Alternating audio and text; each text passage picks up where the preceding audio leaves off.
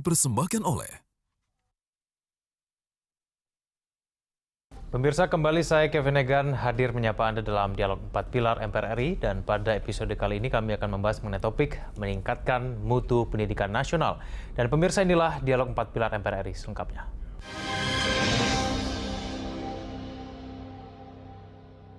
Salah satu tujuan pembentukan pemerintah negara Indonesia adalah mencerdaskan kehidupan bangsa, namun tanpa berniat menafikan kemajuan yang telah dicapai, wajah pendidikan di Indonesia saat ini masih diliputi oleh berbagai permasalahan. Mulai dari keterbatasan jumlah tenaga pendidik di daerah terpencil, hingga adanya kesenjangan antara pendidikan dengan kebutuhan dunia kerja. Lantas bagaimana seharusnya bangsa ini bersikap? Untuk membahasnya, di studio telah hadir pimpinan fraksi dari Partai Demokrat MPR RI, Bapak Muslim. Pak Muslim, terima kasih telah hadir bersama kami. Apa kabar, Pak? Alhamdulillah, sehat-sehat. Baik, Pak Muslim, kita bicarakan mengenai mutu pendidikan. Kalau menurut Anda sendiri, sebetulnya mutu pendidikan Indonesia itu saat ini di posisi yang seperti apa nih? Kurang banyakkah? Sudah cukup? Atau bagaimana sebetulnya menurut Anda? Ya, terima kasih. Saya pikir kalau bicara pendidikan hari ini berkaitan dengan mutu pendidikan kita, tentu ya kalau dibandingkan negara-negara sahabat kita memang sangat jauh tertinggal. Padahal pemerintah saya pikir sangat komitmen terhadap anggaran. Anggaran pendidikan hari ini kurang lebih sekitar 20%. Ya. Namun demikian, dari anggaran 20% ini yang sangat kita sayangkan itu kan hampir sekian puluh persen itu lebih kepada belanja. Ya kan, bukan kepada pendidikan itu sendiri. Kemudian yang harus dipahami oleh masyarakat bahwa anggaran 20% ini adalah bukan hanya kepada Kementerian Pendidikan, tapi nanti sekitar ada 17 kementerian lembaga di situ. Sementara kepada Kementerian Pendidikan kurang lebih sekitar 100 triliun ya, itu pun dibagi kepada Kementerian Ristek Dikti maupun Kementerian Kebudayaan. Oke, tapi kalau menurut Anda, Pak Muslim, 20% itu sudah cukup atau kurang sebetulnya? Kalau kita melihat secara kondisi hari ini, saya pikir sangat kurang ya. Dengan apalagi kita 250 juta rakyat Indonesia, sementara yang saya katakan tadi dari 20% pun lebih banyak kepada biaya belanjanya ketimbang khusus mutu pendidikan. Saya pikir ini menjadi masukan kepada pemerintah bagaimana anggaran 20% ini betul-betul anggaran pendidikannya, bukan habis pada biaya belanjanya. Jadi sehingga target-target yang kita harapkan dari mutu pendidikan termasuk sumber daya guru segala macam ini bisa hari demi hari tambah berkualitas daripada mutu pendidikan itu sendiri, ya kan. Yang kedua tentunya dengan kondisi bangsa kita hari ini, apalagi keuangan negara ini tambah hari, termasuk pada saat pembahasan anggaran kemarin kita defisit luar biasa di situ. Saya pikir ini juga keprihatinan kita semua.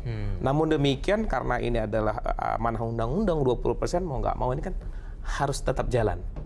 Tinggal bagaimana pemanfaatan anggaran 20% ini harus betul-betul tepat sasaran. Baik, Pak Muslim, tadi saya sempat membacakan tadi ya mengenai beberapa persoalan yang kemudian ada di pendidikan kita. Ini kemudian mengenai jumlah pendidik yang mungkin tidak merata, jumlahnya sedikit berkurang.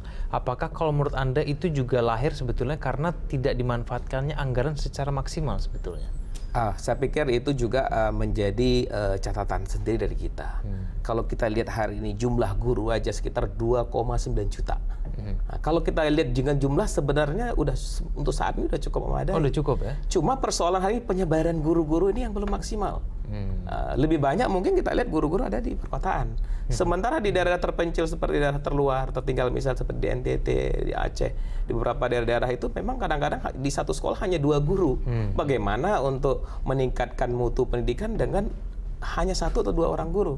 Ini saya pikir juga kebijakan pemerintah ini ada satu aturan bahwa guru-guru yang memang setelah dia lulus pendidikannya juga harus ada satu ketentuan supaya paling nggak dia setahun harus menempati di daerah-daerah yang ditentukan oleh pemerintah. Jangan karena persoalan KKN, persoalan kedekatan sehingga dia dengan mudah. Ada sebagian lagi guru kadang-kadang udah 5-6 tahun untuk dia pindah tuh sangat sulit. Ini saya pikir juga menjadi catatan buat pemerintah bahwa ini betul-betul dicek betul keberadaan guru-guru daerah terpencil. Jadi sehingga SDM mereka di daerah terpencil juga bisa keangkat dengan kualitas guru yang ada. Saya pikir Baik. itu sangat penting. Pak Muslim, kalau menurut Anda kemudian 20% dari anggaran APBN kita untuk pendidikan itu harusnya dimanfaatkan lebih ke arah mana? Kalau misalnya terlalu banyak untuk belanja nih, Ya. untuk meningkatkan kecerdasan ataupun mutu pendidikan kita harusnya dimanfaatkan ke arah mana nih? Saya pikir lebih kepada mutu pendidikan ya. Hari ini kita lihat infrastruktur contohnya, ya kan infrastruktur pendidikan kita ini kalau kita lihat mungkin di kota besar sangat bagus. Tapi begitu kita masuk di daerah-daerah kita tahu betul mungkin yang lebih banyak di daerah-daerah pedesaan, di daerah-daerah terpencil ini saya pikir ini juga harus kita lihat misalnya anggaran tahun 2016 seperti apa pola anggarannya, berapa persen kita arahkan kepada infrastruktur daripada sekolah itu sendiri. Kita tahu betul setiap tahun ada sekolah yang direhab, kita memberikan ruang kelas baru, unit sekolah baru. Saya pikir ini juga harus tepat sasaran, jangan sampai ada beberapa sekolah yang diberikan anggaran itu tidak tepat sasaran, sehingga ada juga sekolah tidak pernah tersentuh sedikit pun daripada bantuan pemerintah itu sendiri. Inilah yang harapan kita bahwa ke depan ini pemerintah khususnya itu harus ada political will yang betul-betul bersih untuk melihat pendidikan ini secara utuh. Tidak hanya melihat pendidikan itu lebih kepada kepentingan-kepentingan tertentu. Apakah kepentingan dalam konteks daerah tertentu ataupun kepentingan partai tertentu, kita tidak berharap itu. Karena dunia pendidikan ini kita harus lepaskan dari semua kepentingan politik. Tapi memang ini harus pemerintah yang harus betul menyelenggarakan ini. Karena memang konstitusi kita sudah mengamalkan seperti demikian kan? Oh iya, karena apa? Karena anggaran 20% ini kan memang udah amanah undang-undang, iya kan? Nggak ada pilihan lain, harus negara. Harus negara. Kalau kita lihat mengacu kepada tanggung jawab pendidikan, tentu tidak hanya negara aja, ya kan?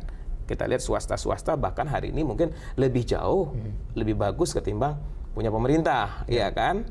Tentu dalam hal ini tentu negara sebagai stakeholder ini punya peran yang sangat strategis. Mengatur juga posisi swasta juga harus diatur dengan apa? Nggak boleh kalah gitu. Nggak boleh kalah. Kita lihat hari ini kan. Misalnya kita lihat di beberapa, kalau di kota besar kita tahu betul lah bagaimana bahkan di beberapa hasil ujian nasional itu justru swasta lebih banyak unggul ketimbang sekolah-sekolah pemerintah. Baik, Pak Muslim, ini mungkin disebutkan begitu ya, swasta mungkin jangan-jangan lebih baik gitu. Tapi kemudian mungkin diukurnya itu dari jumlah lulusan yang kemudian lulus dari lembaga tersebut. Menurut Anda apakah lulusan pendidikan kita ini sudah cukup berkualitas kemudian supaya mereka betul-betul siap gitu masuk ke dunia usaha? Menurut Anda sudah seperti itu, Bung? Baiklah, saya pikir berkaitan dengan lulusan. Ini terus terang berkaitan lulusan juga berkaitan dengan mutu lagi, ya kan? Kembali lagi ke mutunya. Kalau dengan kondisi seperti tadi misalnya di sebuah sekolah hanya 3 guru, 4 guru, bagaimana dia melahirkan kader-kader yang baik? Sementara kita lihat di sekolah-sekolah swasta, mungkin di kota besar seperti boarding itu begitu mereka lulus, itu sudah siap bersaing dengan kebutuhan yang ada. Saya pikir ini sangat penting. Tapi kalau mengacu kepada anggaran 20% yang diberikan oleh pemerintah kepada dunia pendidikan ini, saya pikir kita berharap ini kan tepat sasaran, ya kan? Kemudian juga harus ada prioritas, ya kan, terhadap program-program pemerintah dalam rangka peningkatan daripada mutu pendidikan. Baik, Pak Muslim, kita lanjutkan lagi dulu kita di segmen selanjutnya. Pemirsa, Dialog 4 Pilar MPR RI akan kembali sesaat lagi.